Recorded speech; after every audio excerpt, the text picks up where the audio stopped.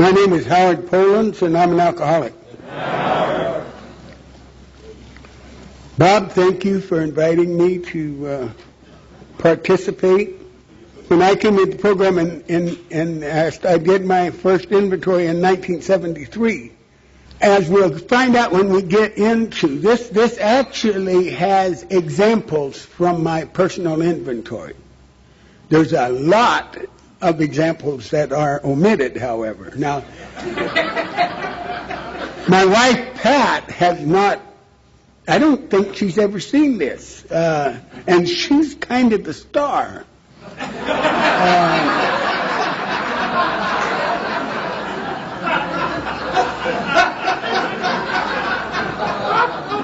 So I want to prepare you.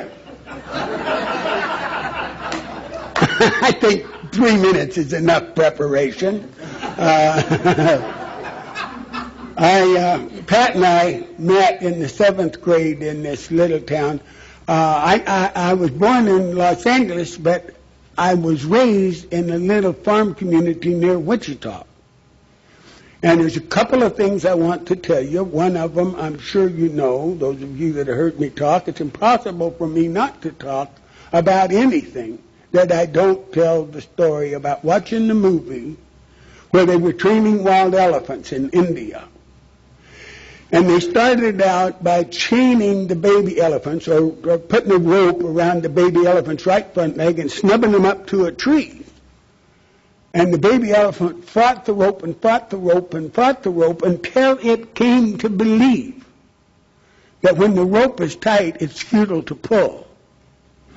And so when the elephant was, ever how big elephants get, and helping harvest the forest, at lunch they wanted to hold the elephant right over there, and what they did was drive a stake over there, not a very big stake, drove it deep enough that they could put a rope around the elephant's right front leg and put the other end around that stake. And the elephant would move around, but as soon as the rope got tight, it stopped pulling. Now, the rope didn't hold the elephant. The stake didn't hold the elephant. What held the elephant was the limiting belief that they had imposed on it when it was a baby. 35 miles southwest of Wichita, Kansas, where the Bible Belt buckles.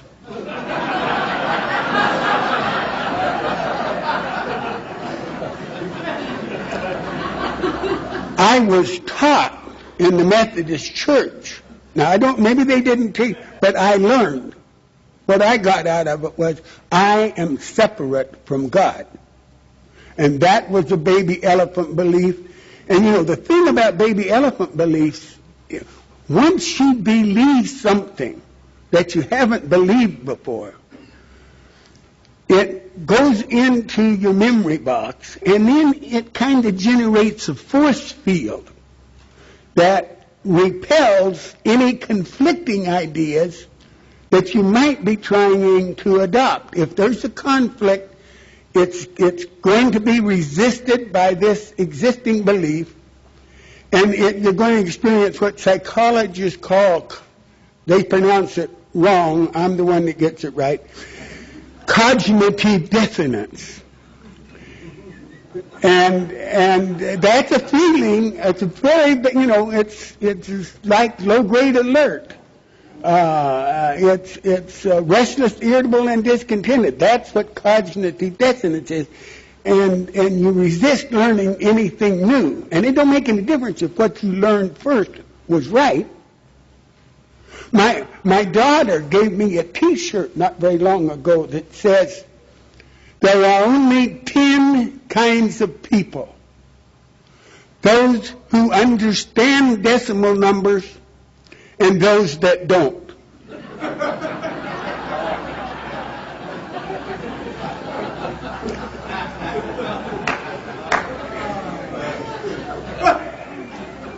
Now, she did that for a purpose. Because I learned decimal numbers, and I was a grown man with children, and started to get into computers, and they started binary numbers, and I not only resisted them, I got angry. I mean, really, that pissed me off. I did not want decimal number. I did not want binary numbers. And there's just a whole bunch of stuff like that I don't know I'm locked into. I don't know I'm locked into decimal numbers, but I am. And there's a whole bunch of stuff. And I didn't know I was locked into being separate from God, but I was. And I didn't know I was locked into, Howard, your success in life is going to be based on your individual achievement. If it's going to happen for you, you've got to go out and make it happen. And you've got the ability. You just got to apply yourself. Great potential. And I fulfilled my potential. I was potentially an alcoholic. And I fulfilled that potential. That was about the only one I did fulfill. Okay. But as Ralph and as Tom made plain, I'm convinced that the self has to make, I myself have to make my life work. In the second paragraph on the first page, it says, the first requirement is that we be convinced that any life run on self-will can hardly be a success. As the actor, if my arrangements would only stay put, they're my arrangements. I know what I want you to do, and I've told you what I want you to do, and you better do it, because if you don't, I'm not going to like you. I'm going to get angry. I'm going to cry. There's a whole bunch of stuff. Now, if you stop and think of it, really assess it. I'm not real sure what I want you to do. It's not clear to me how to tell you that and still get you to try to do what you think I would. But I'll tell you this, you've got to change because I don't feel good. That's the bottom line. If I don't feel good, you've got to change. And that just comes natural to me. I'm just good at it.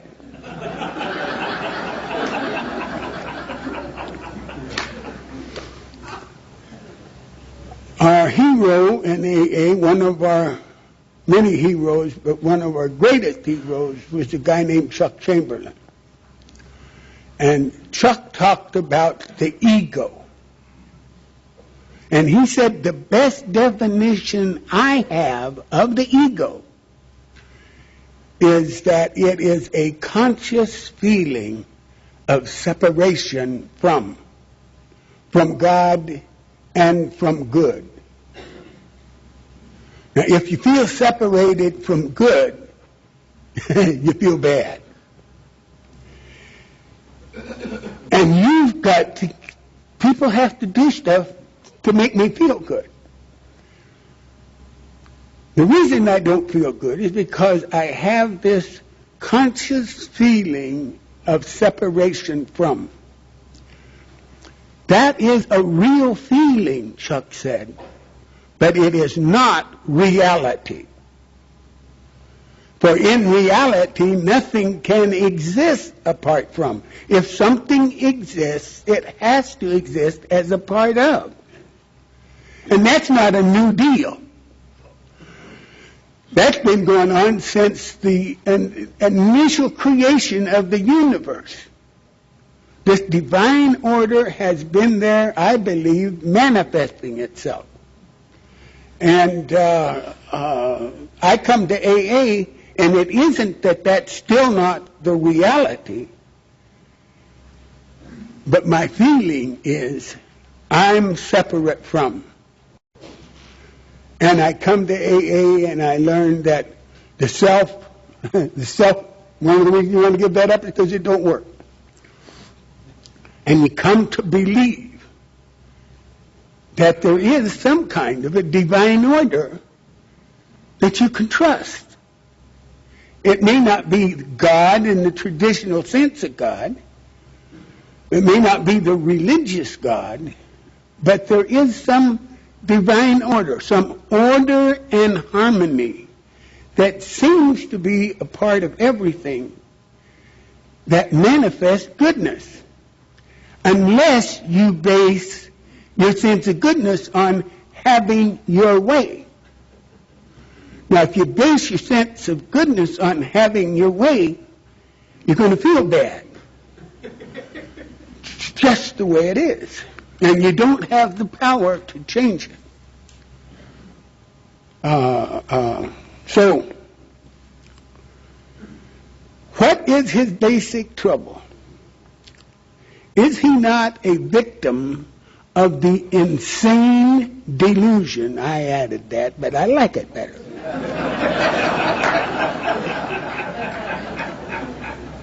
On page 37, Bill mentioned insane 4 times, and on the or some derivative of insane, and then on the next page, 38.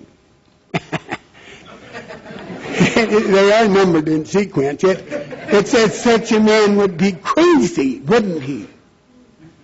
And then it says parallel with our other, and we love to think of ourselves, the rest of us being smarter than most, you know. But parallel with that runs the insane idea that if I have one more drink, that will solve my problem. If I just have a drink. And that's true. For a period in my life, I could take a drink and solve my problem. It's just that in the long run, it becomes the problem. Now, though our third step, by the way, our actor is self-centered, egocentric. Selfishness and self-centeredness, that we think is the root of our trouble. Now let's look at this inventory as something that is trying to get to the root of our troubles, where we're centered on the ego.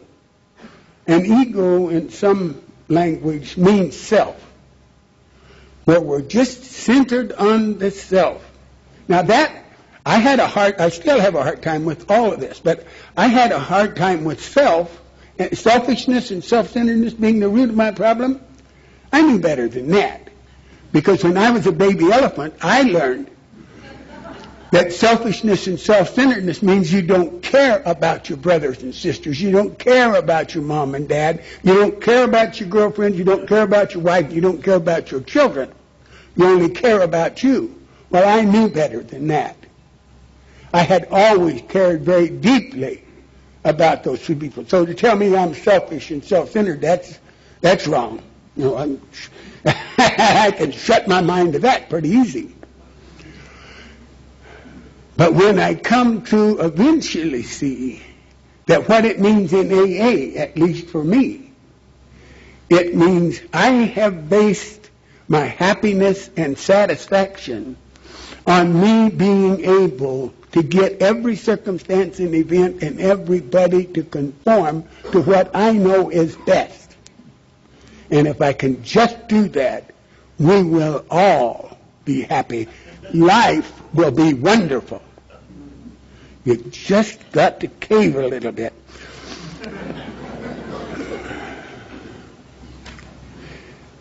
Now, on page 64, Bill writes, though our third step, decision, was a vital and crucial step, it could have little permanent effect unless at once followed by a strenuous effort to find and get rid of the things in the self that has been blocking us.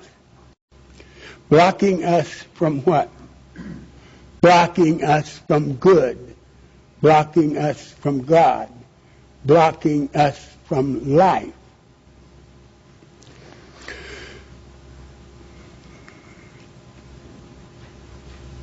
First, we searched out the flaws in our makeup which caused our failure, being convinced that self manifested in various ways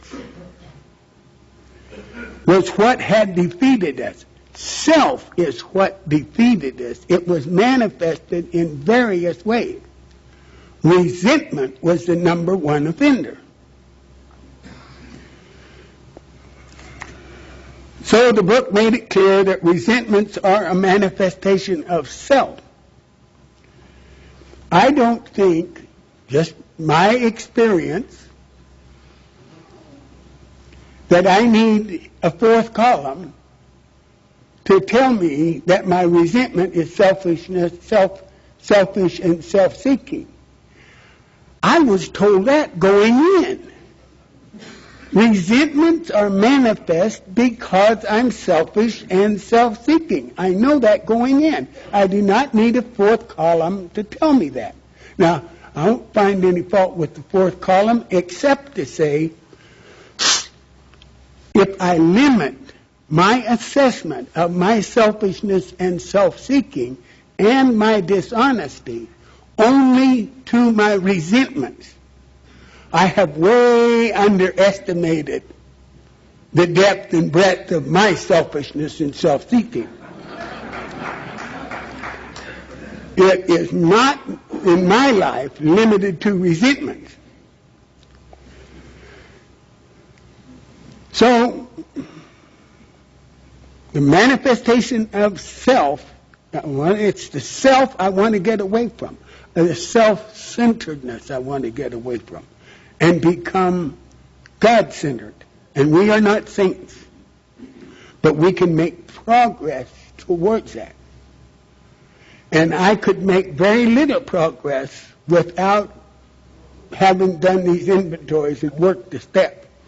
When I was about 1 year sober, I went through all of the, Clint Hodges used to say, it takes varying length of period to do an inventory.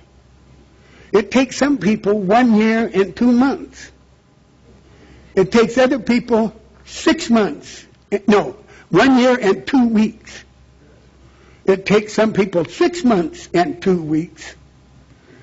Some people takes 3 months and 2 weeks. But what it takes is 2 weeks.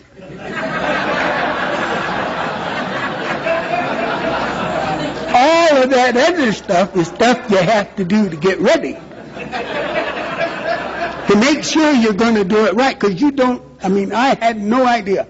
And I read all of the guides, and of course, Joe and Charlie's guide wasn't out yet. I got sober in 72. I don't think Joe and Charlie's guide hit the streets until 77.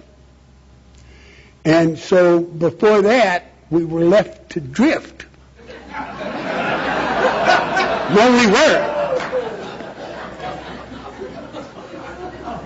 And I read this next paragraph. I read this next thing from the book, and I made the conclusions when I was a year sober, that this is what it meant. Referring to our list again, putting out of our minds the wrongs others have done, we resolutely look for our own mistakes.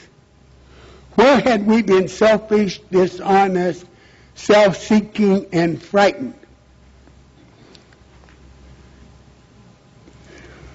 I read that.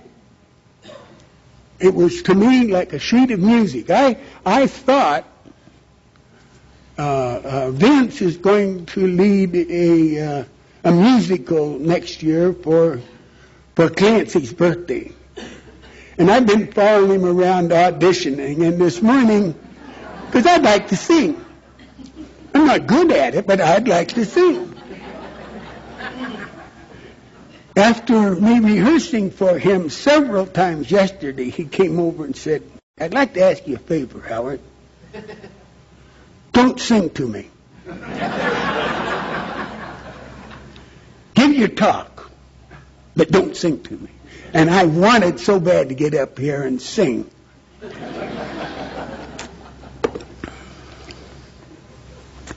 So I was a year sober, and I read that, and what it seemed to me like was a sheet of music. And it says, this is the way you inventory resentment. Now, forgive those people you resent, and I'll tell you how to do it, he said. But once you've forgiven them, put resentments out of your mind.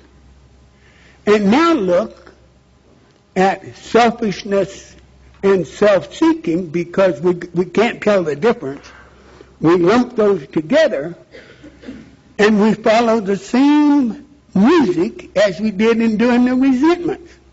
It's a 3-column assessment, I think. It is for me. And if I'm your sponsor, you got to know that. Then you can go do whatever hell you want.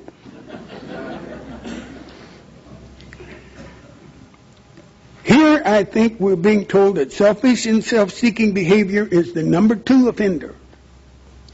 Dishonesty is the number 3 offender. Fear is the number 4 offender. And selfish and harmful sex is the number 5 offender, along with, I have come to believe, everything else that we can do to find short-term pleasure that does not address the long-term problem at all. Whether it's drinking, whether it's drugging, whether it's sex, whether it's gambling, whatever it is we do in order to get that short-term pleasure, which is all we ever knew, and which we can still do, but it does not address the long-term problem, which is feeling separate from good. My Webster defines resentment as a feeling of bitter hurt or indignation from a sense of being injured or offended. That's exactly what you do when you do not do what I tell you to do. Or I haven't told you, my dad used to whip me for doing stuff that he said not to me to do. But a lot of times he whipped me bad. I said, I didn't know. He said, by God, you'll know the next time.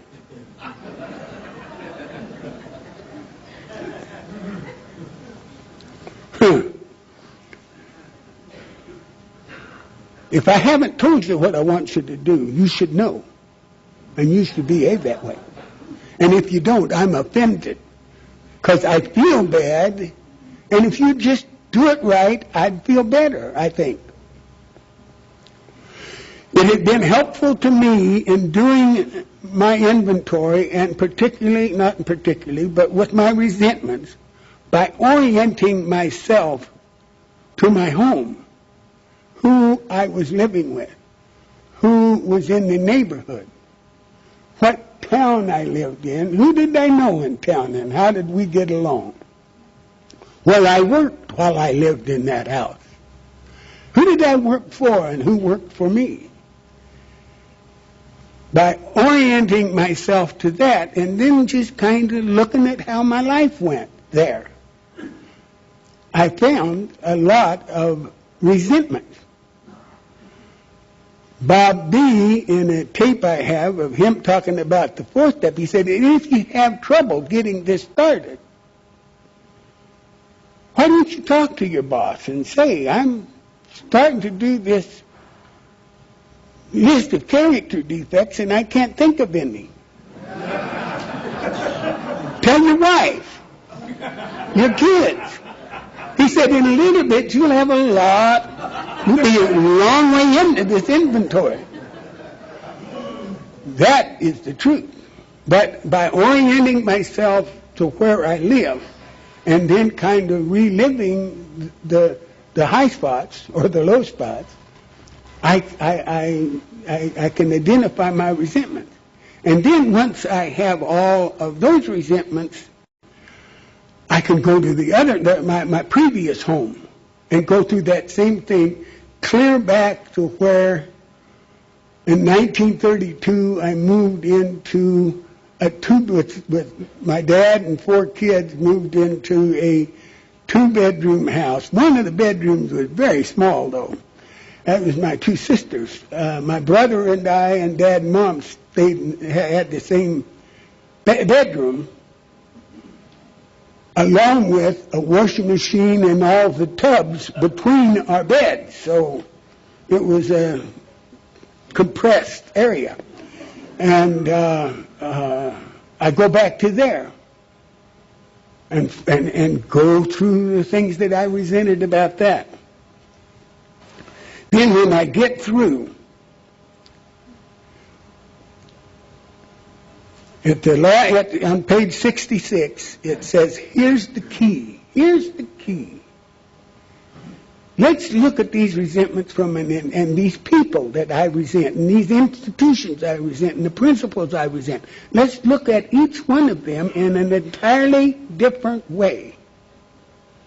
Perhaps these people were spiritually sick. What might their spiritual sickness be when you're in the 4th step? It might be that they're self-centered. It might be that they're basing their sense of well-being on you conforming to what they want. They ain't interested in conforming to what you want. That's what you resent about them. But if I look and see they are perhaps like me, then I can cut them some slack. I could say, geez, my dad was an alcoholic. He died sober at an AA meeting. One year at the Kansas State Convention, when Cliff sent me in to substitute, I went through the archives there. And the Sumner County archives, of all the meetings in Sumner County, there wasn't one of them that didn't mention my dad and how my dad had helped them get started. He and Bill Bringer had started AA in Argonia, Kansas, which was the first Sumner County meeting. And it just went I always thought that's just one of the hundreds of good things that have happened to me because I know Cliff Roach. But that was a tremendous change in my life to see that for 3 years my dad was sober and he was helping people get sober. He was helping groups get started. He was carrying the traditions which had just come out. He got sober in July of 46. And they were published in the long form in April of 46. So I saw my dad was in that history. And it makes, it makes forgiveness.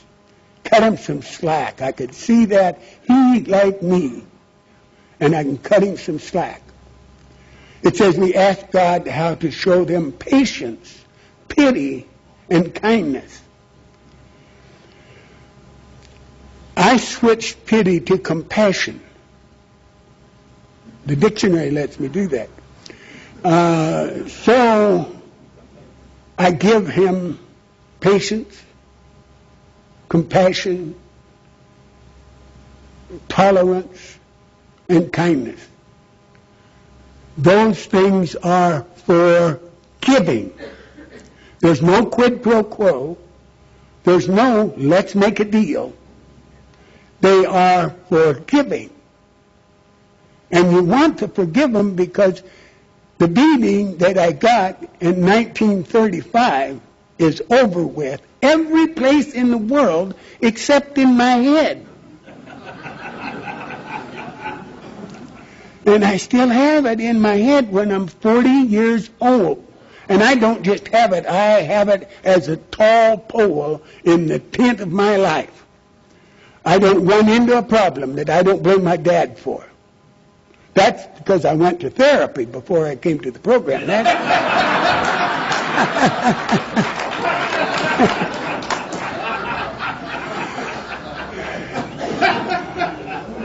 Therapists don't, there was no therapist told me to do that.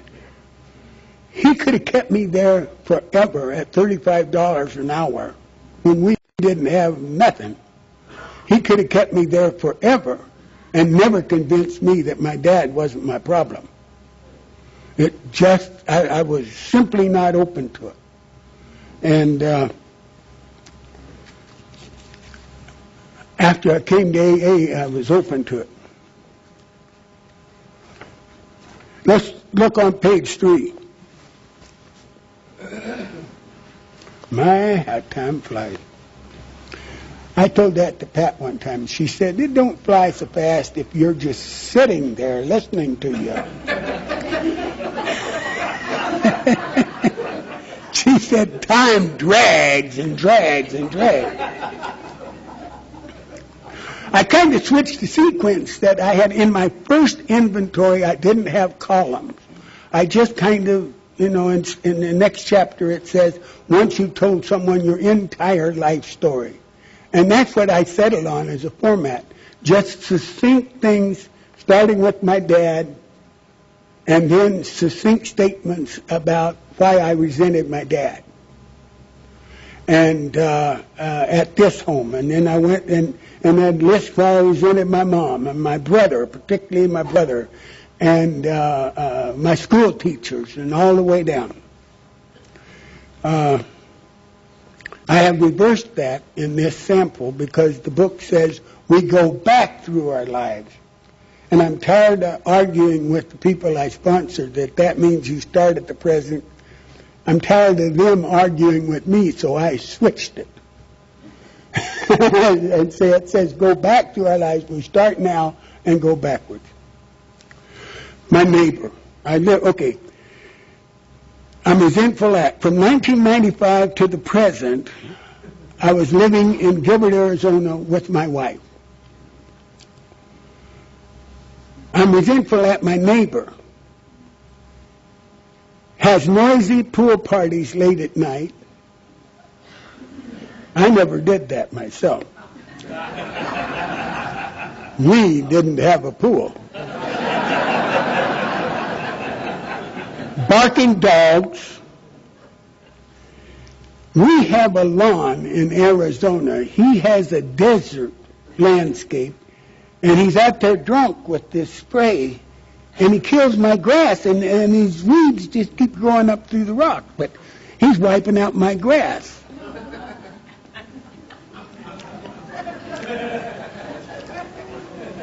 Now, I can forgive that, because I did. Didn't even talk to him about it. He saw this big yellow streak in my yard. He had to know. I have a business, and one of the guys in Los Angeles that's associated with my business, not any of my direct partners, is a liar, a cheat, and a thief. And I resented him. Blue Comics, my business is a comedy club, and I resent comics that just get up there and give colorful jokes that aren't funny, but are sprinkled with the F word or many other. I don't like it. I don't like it, and I find every time I think about it, I don't like it. That's a resentment. We're rescinding it. And I got to cut them some slack. I don't have to like them. We filled the place up.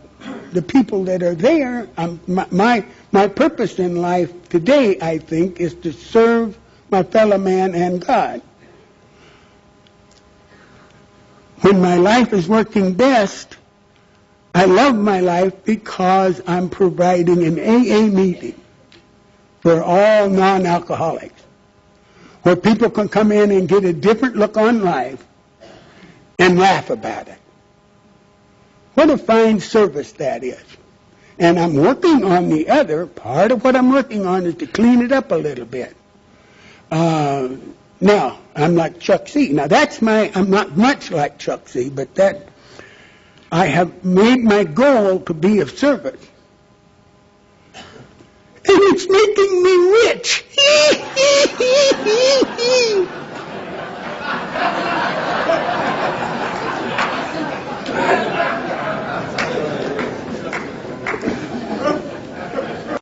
And it's hard to stay out of the money. It's hard to stay out of the money. Because that is the baby elephant belief.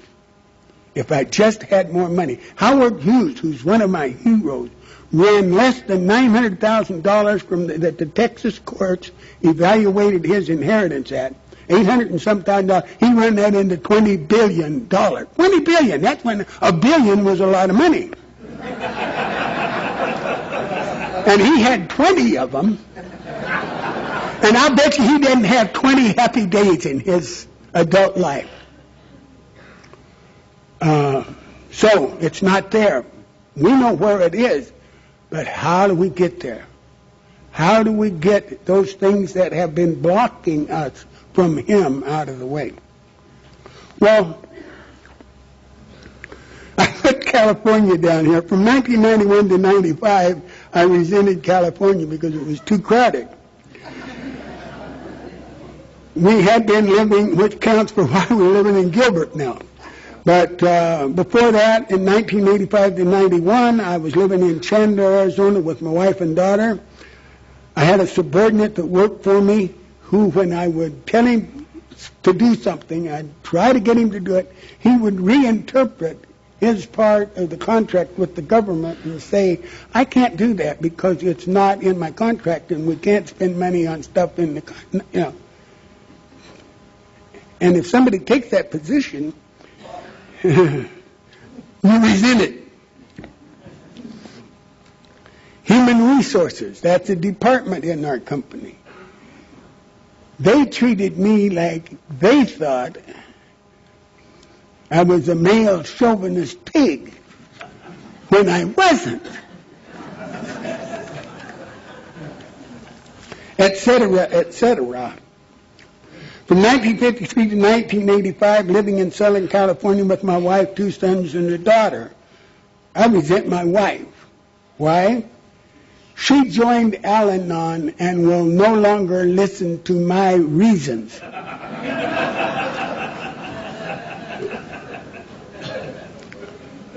I said, well, would you listen to my reasons? She said, well, if I have to, I will listen, but it's not going to affect my decision. Because I have a reason, and that is, I am not going to do that. But she said, you always have better reasons than I have. I got invited to speak in Fresno, California. Now that's out of town. I don't care if it's a, like I said to Pat, hey, we're going back to Fresno this year. And she said, I'm not going to Fresno. I said, we had such a great time last year.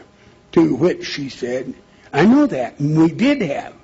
But Fresno's only good for one great time.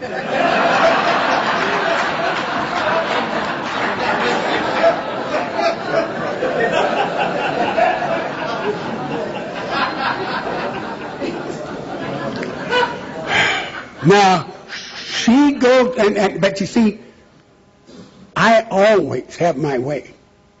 I always have better reasons, and I always talk her into it. It's just premature now. I have to some way fatten the pot.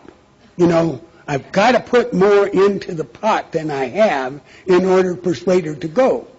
Now, I don't know this about myself. That's why we do inventories. But in the inventory, one of the things I discovered about myself is it isn't difficult for me to sweeten the pot for Pat because I ain't going to pay off anyway. Well, I'm not. I don't know that about myself, but I found it out. I sweeten the pot, I get her to go, and then it's a new deal we're working on. We don't go back and fulfill any promises. And I don't know that about myself. So she told her sponsor she didn't want to go to Fresno. Her sponsor said, well, don't go. Oh, she said, Howard, get it. She said, let him do what he wants to, but you do not have to go to Fresno. And she gave Pat a little pep talk, so when I've got my closer ready to go, and I give her the reason, she says, you know I love you, and you know we're going to be together forever in love. And if it causes you pain for me not to go to Fresno with you, I want you to know that I love you enough to help you go through that pain.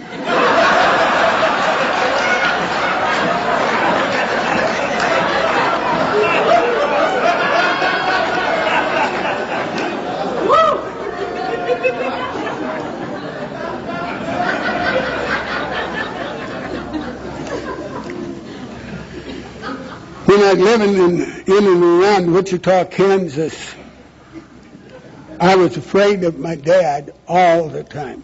And at work, I was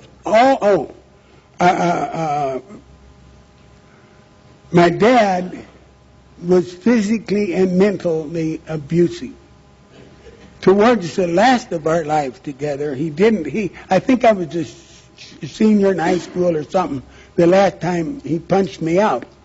I had a fat lip and all of that, but that was the last. But then he was brutal with his mouth. You know, he just tear me down. And I'm telling you, I'm easy to take down. If you try to lift me up, you'll find that's what's hard to do for Howard. And thank God there's guys here who have lifted me up, and there's always been guys here who would lift me up.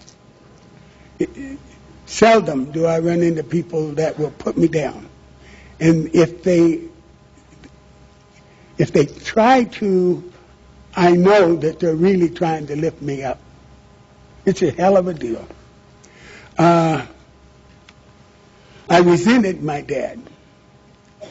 And once I got to look at the forgiveness process, it worked better for my dad than it did for anybody else. I could forgive my dad. I could see he is like me. And I know that I didn't want to be a bad father. I know I did not want to be a bad, but I would lose control, and I knew Dad did.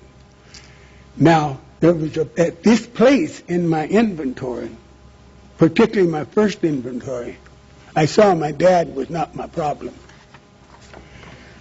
That is a tremendous thing to see when you pay the psychologist $45 an hour to get him to convince you that your dad is your problem and he's not working on it. Okay, now we're through with resentments.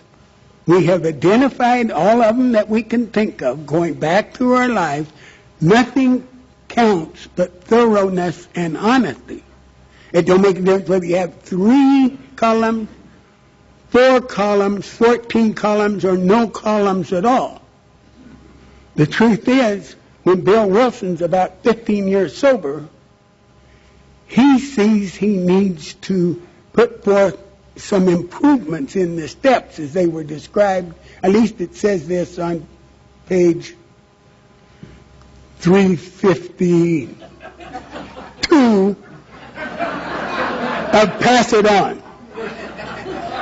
And it talks about Bill seeing these problems and seeing the need for himself and others to take another look at the things that can help us, because we seem to be unfixable.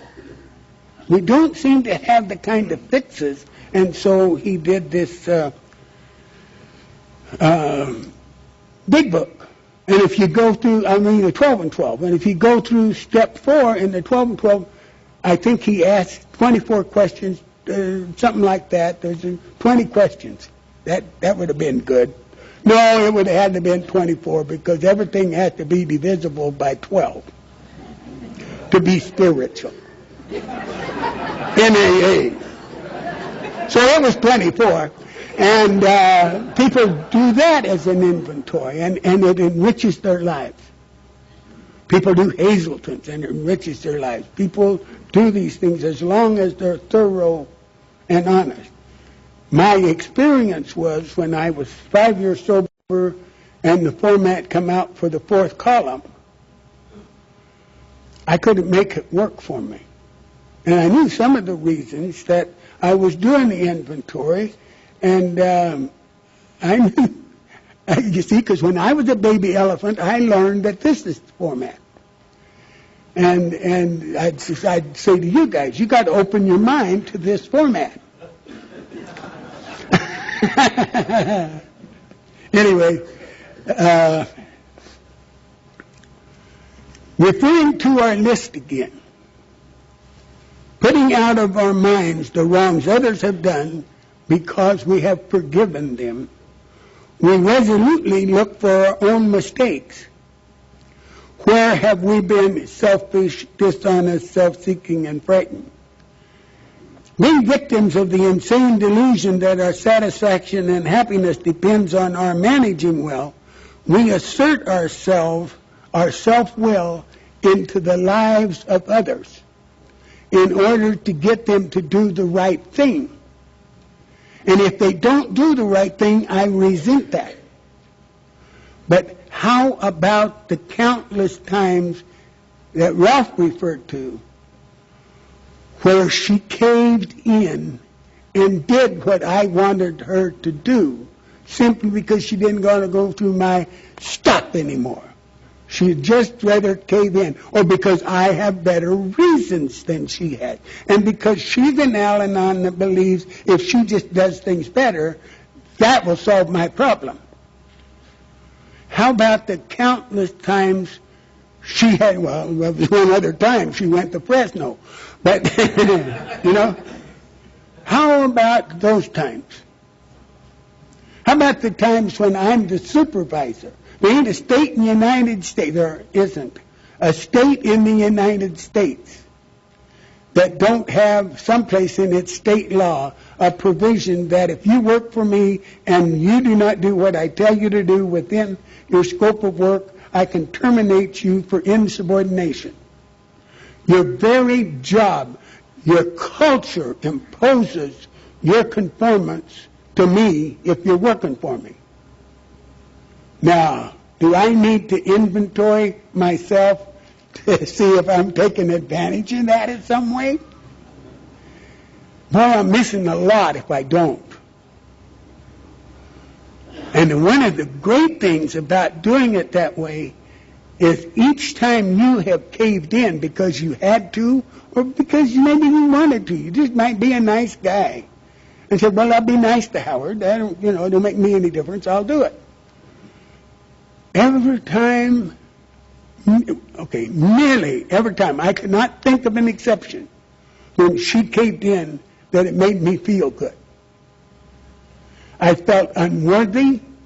I felt bad. It does not work to have your way. No, I take that back. I'll ask you the question, does their conformance give us satisfaction and happiness? You take a look yourself and see if it does. It doesn't for me.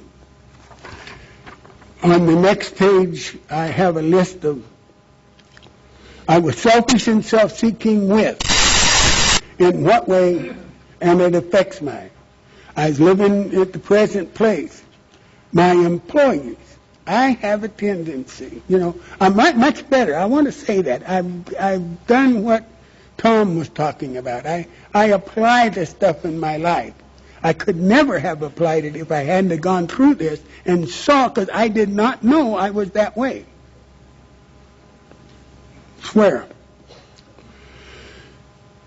I tell them what to do, and they do it. I had several signs on the wall in my office when I was in engineering, and one of them was, the boss is always right. Rule 2. When I'm wrong, Rule 1 applies. That was all. Now, you can put that on there because you can put that up there because you think it's funny, but if you work for me, it's important to know that. And I swear to God, I put the sign up and I did not know that it was true. I thought I was being funny. Nobody else thought I was funny.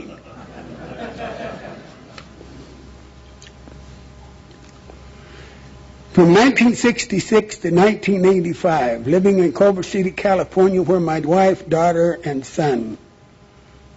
My wife. I was selfish and self-seeking with her. In what way? Always insisted on having my way.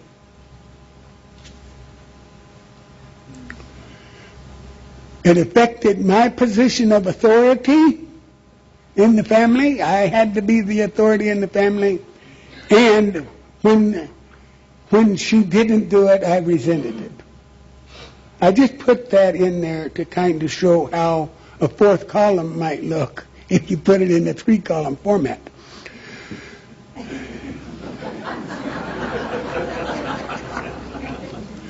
But it's never been important to me to be right. It's just I want to be helpful.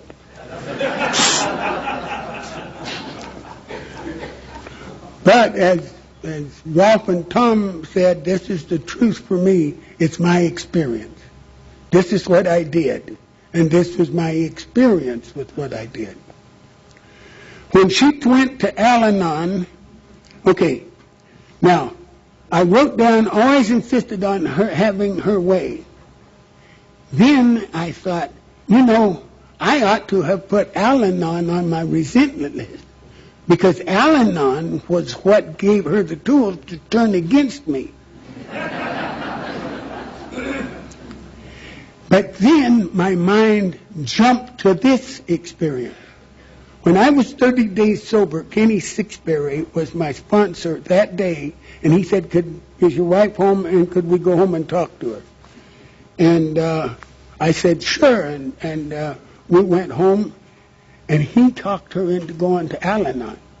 She said, I don't need to go to Al-Anon, he's not drinking. Kenny said, how long have you been married to Howard? And she said, 20 years. He said, Pat, give it some thought. That there has to be something wrong with somebody that would stay with him for 20 years. Her next remark was, where is the meeting?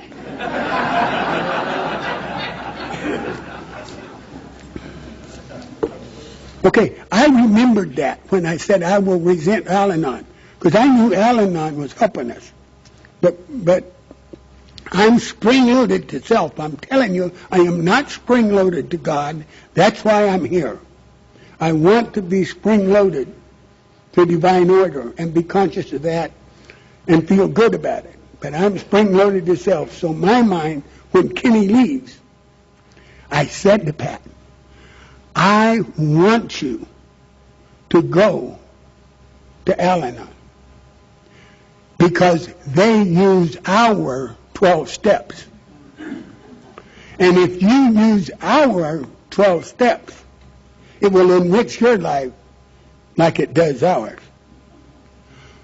But someone told me that when AA was first getting started, the friends and family members of the recovering alcoholic were so excited about their success that they became intrusive into AA, and Bill asked Lois to start Al-Anon just to keep you the hell out of our meeting.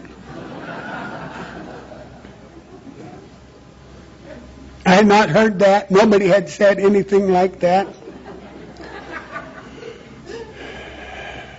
And I didn't know until years later, when I'm doing this inventory, what I had done.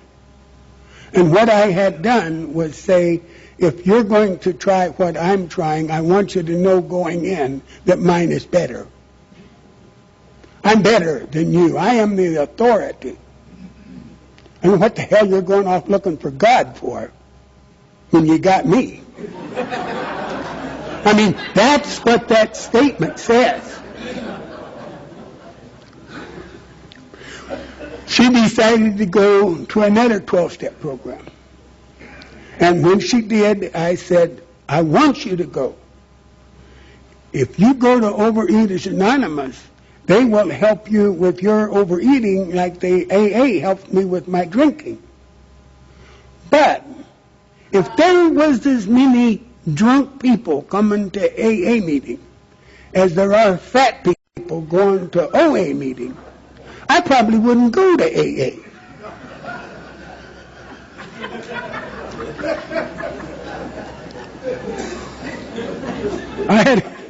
I tell you, I had never been to an OA meeting. I had no idea at all about that. It's just I make it up as I go along. That's the truth. There's a situation here, and I know how to deal with it. You make it up. And I did not know I did that. The point is, if I'm not doing this inventory where I look at just being selfish and self-seeking with no resentment, I don't resent OA, and I don't resent Al-Anon. I love Al-Anon. It's helping my life. I know it is. She comes home and she says, you were right. My God, how much help can it be?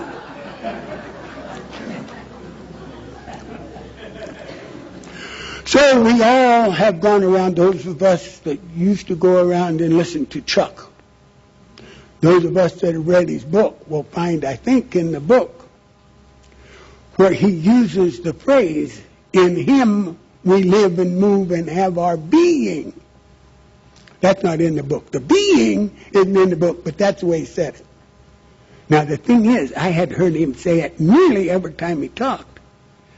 And I didn't know what the hell he was talking about. What does that mean?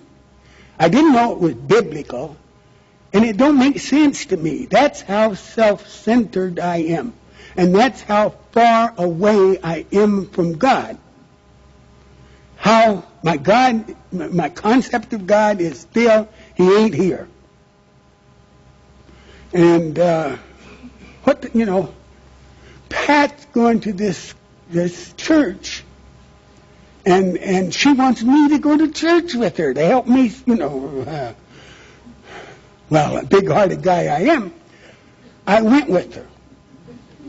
And her minister that morning said, my text for the day I'm going to take from St. Paul. The verse says, in him we live and move and have our being. No kidding, that's in the Bible, I said to myself. And then he talked about a philosopher named Spinoza, who was convinced that God was law, and the law was in everything that there is. And Dr. Richelieu explained that, and he said, so, if that's true, in him we live and move and have our being. Oh, that's what Chuck meant. And then he talked about God being love. I had heard Chuck say, God is law, God is love. Dr. Richelieu explained how God is love, and God loves us. So if that's true, then in him we live and move and have our being. After the sermon, she knows it's a good sermon. I mean, she's smart. Stubborn, but smart. And she's got this half angelic look on her face. And she said, what did you think of the sermon? Wasn't he great? And I could see what she wants me to do is validate this guy. And it passes through my mind, I could do that. I could say, he clarified something today in his talk that I've been puzzled over from Chuck C. Anybody that thinks I had that much growth ain't been listening. She said, isn't he wonderful? And I said, he gave a good talk. But it took him 45 minutes to make the same point that Chuck C makes in 5. Chuck C never made the point with me.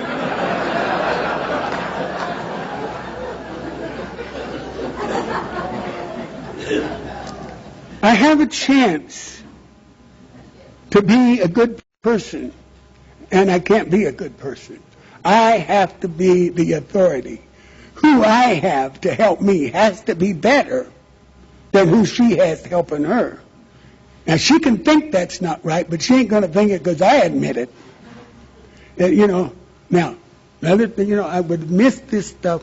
I would have missed the fact that every time I come home from work, I'd hear her say, "Now, boys, your dad's home. Stop your music." And I always felt bad about that, but not bad enough to say, "Go ahead and play Bob Dylan."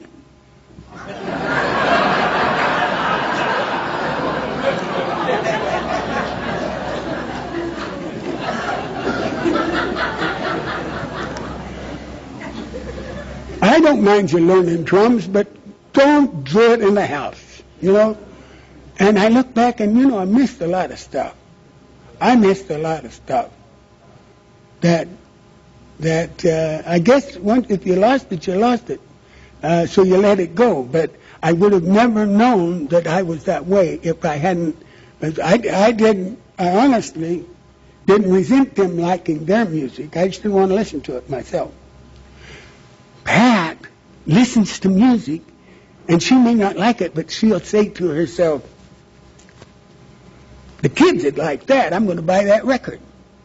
Who the hell ever heard anything like that? You listen to the record, and let's say it's Johnny Cash, and you like it, you buy it, and you make them listen to it.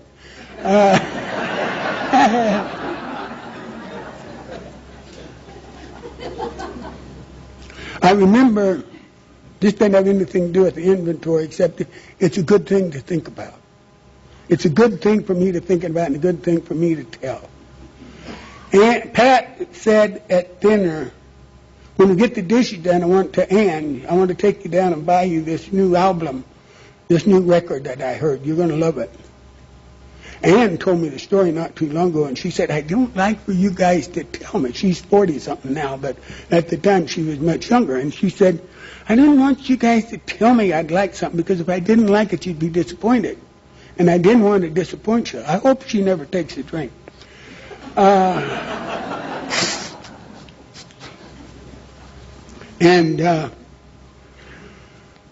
She said, when we got to the place, and I said, "Mom, tell me about this record." And she said, "Oh, it's a couple of kids just out of high school from Whittier.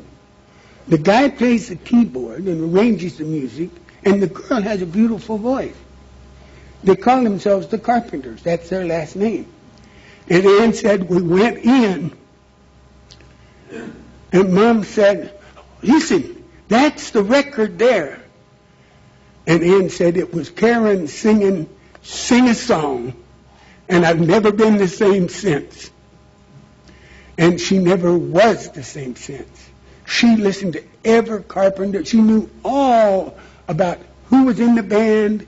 And Ann had mild cerebral palsy when she was an infant, and things weren't that easy for her. And she was doing fine and still is, thank you. She's got a degree. A guy I sponsor and his wife come by the house.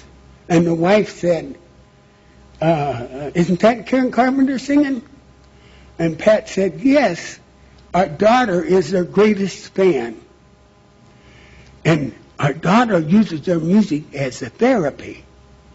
And I didn't know that until she said it, because she's in the loop. She's in the loop, and I'm out of the loop a lot.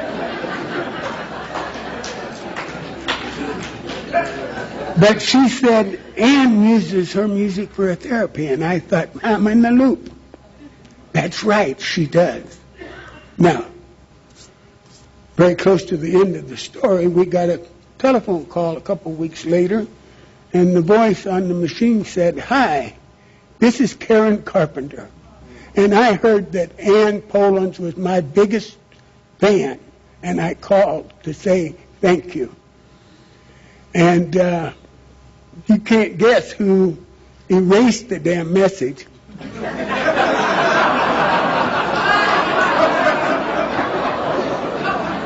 Not on purpose. You know it wasn't on purpose. It was just thoughtless. I'm not in the loop there, you know. But it's as if Karen Carpenter knew I was going to do that. And she wrote Ann a little note that says, "Dear Ann, thank you for being my greatest fan. With gratitude, Karen Carpenter." Now,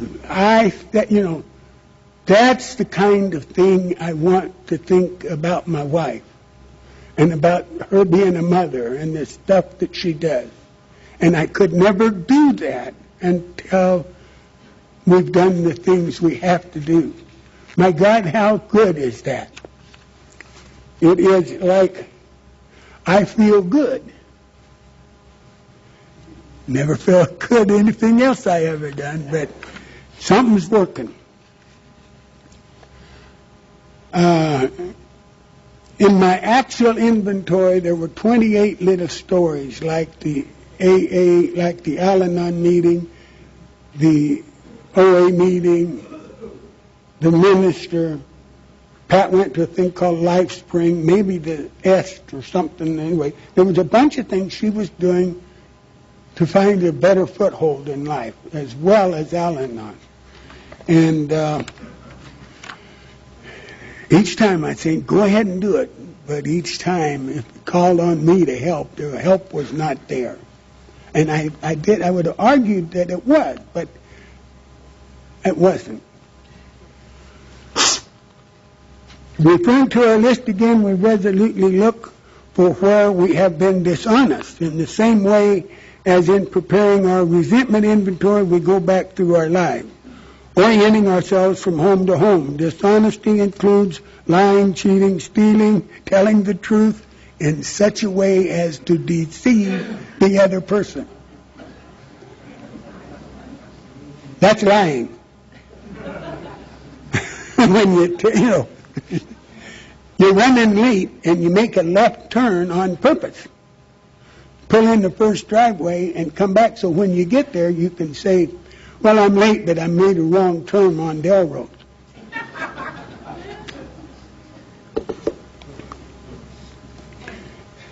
Anybody else ever done anything like that?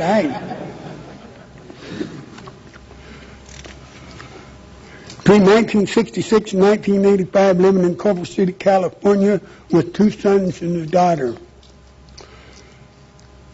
I was dishonest with my employer. I stole some test equipment. My security after that was heavily affected, and I had anxiety over it. And soon after that, I came to Alcoholics Anonymous. I did not correct favorable timekeeping errors, and I phoned up expense reports. The thing is,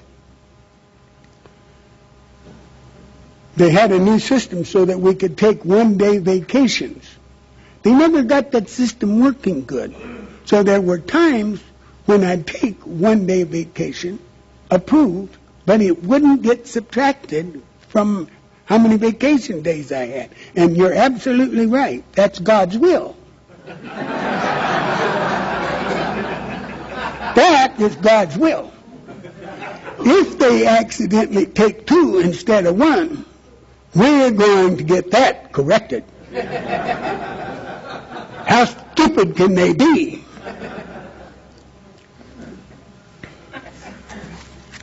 My boss told me to do something, and I didn't, and it was kind of one of those things that really is out of the scope of work, and he can't really raise much hell if I don't, but he asked me about it in a couple of weeks, and I said, Tom, I forgot that. He said, well, are you going to do it? And I said, yes, right away. The next week, he said, have you got that done? I said, yes. I had forgotten it again. I had not done it. And I was, he took me in the corner. This is just an example. I have a lifetime full of this stuff where I get in the corner and push comes to shove, and if you push, I lie. Or I tell the truth in such a way as to deceive you. And As soon as I got out of that meeting with Tom, I called one of the guys who worked for me, and I told him, you get that done right now. Then later, I went to make amends to my boss, and I told him, he said, well, if you made it happen, that's not a lie. But it was. That's the same guy that let me off the hook when I took the equipment back. He said, I don't know where it's been, but I know it wasn't stolen because I have it. And if it had been stolen, I wouldn't have it, would I? He let me off the hook. He let me off the hook. After I told him I was going to AA, he had 2 paychecks for me. He had 2 paychecks for me, and I was out of there. And I said, Tom, I'm going to AA, and I'm not going to drink anymore, and I'll be able to find another job. His first remark back was, I hope you do go to AA, and I hope you do stop drinking, and I hope nothing makes you so much as late for work again. Don't call in sick. Come in. I'll tell you if you're sick or not.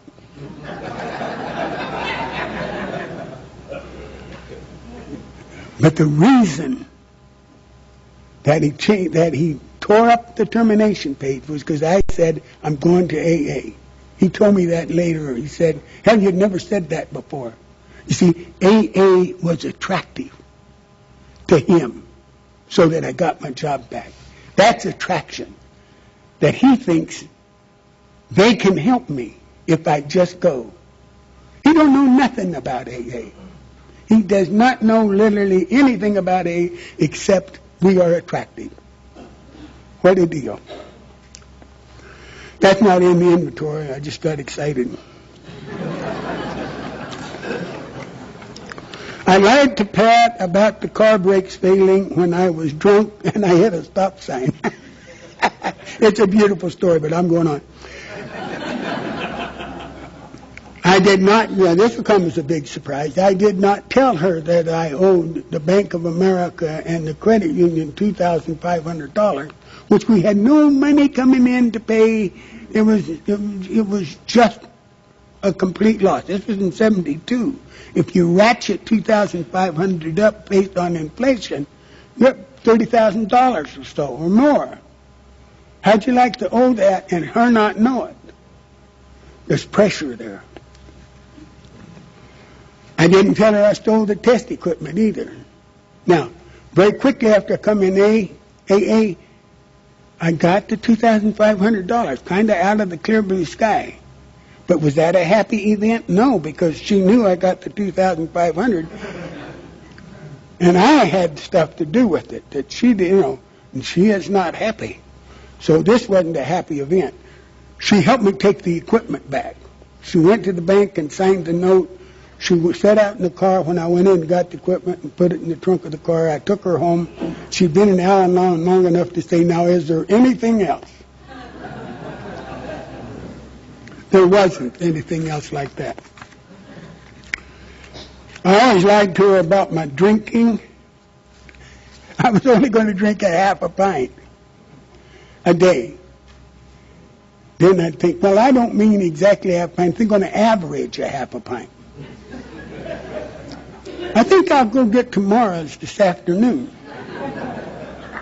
Whatever's left of tomorrow's, I'll drink tomorrow. That's all I want. It's gone, and then I get into Wednesdays, and then I take a half a pint that I haven't opened home and break the seal in front of her and drink my 1/2 a pint that day, and pass out before it's through in the living room floor. And she's thinking, hell, he can't even drink a half a pint. When we are finished, we consider our list carefully. In the third step, we have made a commitment to surrender our will and our life to the care of God. Dishonesty has no place in that. It simply doesn't fit. And if that's our real commitment, I don't think it's possible with dishonesty standing between me and that experience. I think it'll always stand there. I need to be as honest as I can be.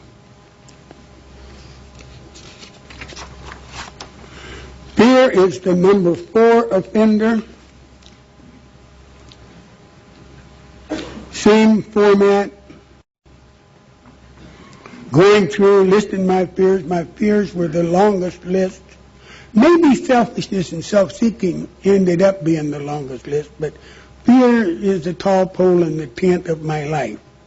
Someplace in my life I intuitively knew, without knowing it, that I lacked the power to do the things that I've been taught I have to do to have a good life. I know I don't have the power, and I'm just automatically afraid. I'm automatically afraid. So I go back through my life and I list my fears. List all of them. After we have listed all of our fears, the book said we reviewed our fears thoroughly. We asked ourselves why we had them. Wasn't it because self-reliance failed us? Self-reliance is good as far as it goes, but it doesn't go far enough. Perhaps there is a better way. For we are now on a different basis, the basis of trusting and relying upon God. We trust infinite God rather than our finite self. We in the world to play the role He assigns just to the extent, okay, I'm going to stop a little early. My watch says 30 seconds early. I love you.